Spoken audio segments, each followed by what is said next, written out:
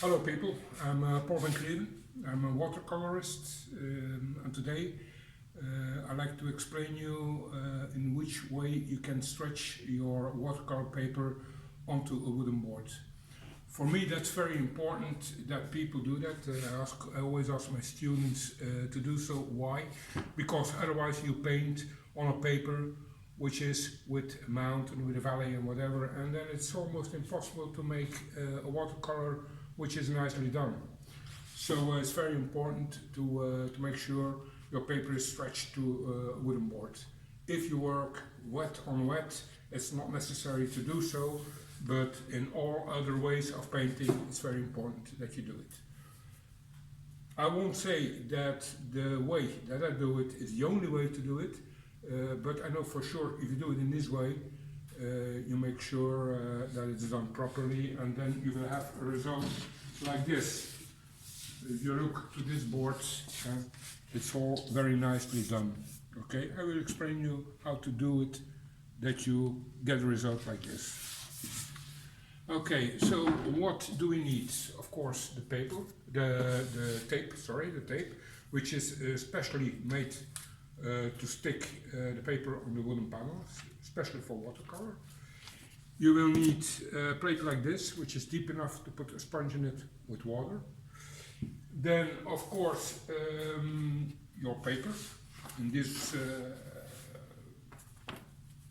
we have the 300 grams from Aquarel, and then something to put the water in, to put your paper in. Now it's very important that the cotton, this is 100% cotton, that it absorbs the water totally. So you don't have to leave it in here for 1 minute because that's too short, but it's not necessary to do that for half an hour.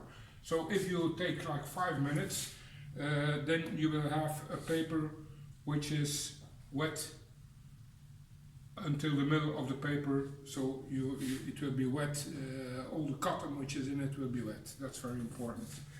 What else do we need? A towel like this to push the tape on the wooden panel.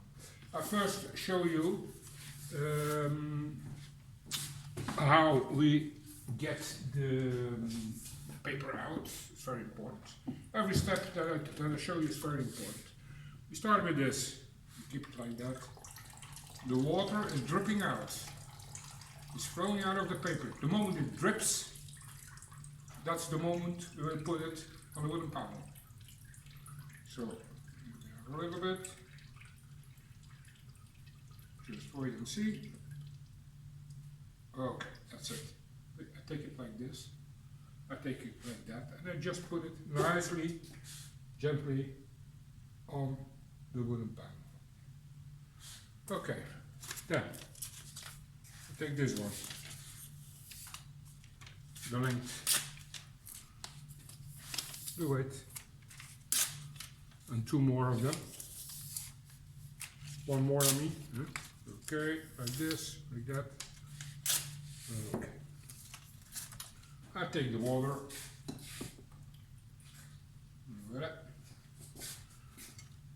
Sponge. Push it in. That's good enough. Take the tape. You put your hand like this on it, the pink, and you pull it gently, not too fast, not too slow, like this. You put it half and half, that's very important for the tension. Half on the paper, half on the wooden panel, like this. Okay, the next one. Again, the same way.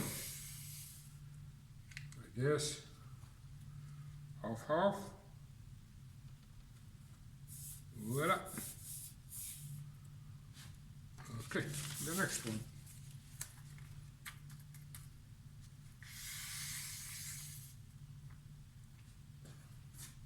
Half, that's very important. Why? Because if you put it too much on the wooden panel, there is not enough on the paper, and the paper will start doing like this, will get less volume.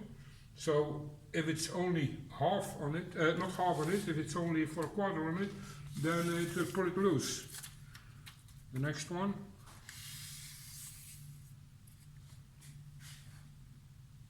Okay, half. Like this. Done. Next step, very important step as well, is we start pushing it on the paper, on the panel, and which is what is very important.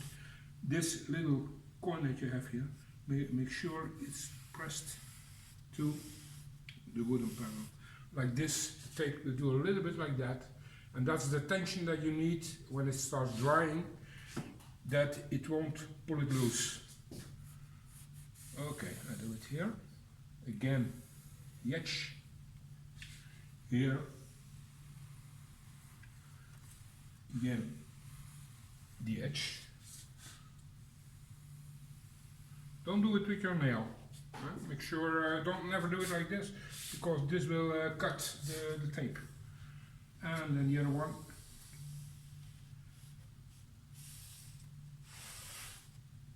And that's it.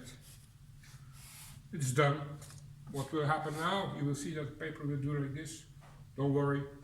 Put it in a dry place under normal temperature. And not today, but tomorrow I can start making a nice watercolor. Let's hope so. Thank you for listening and watching my video. Bye bye.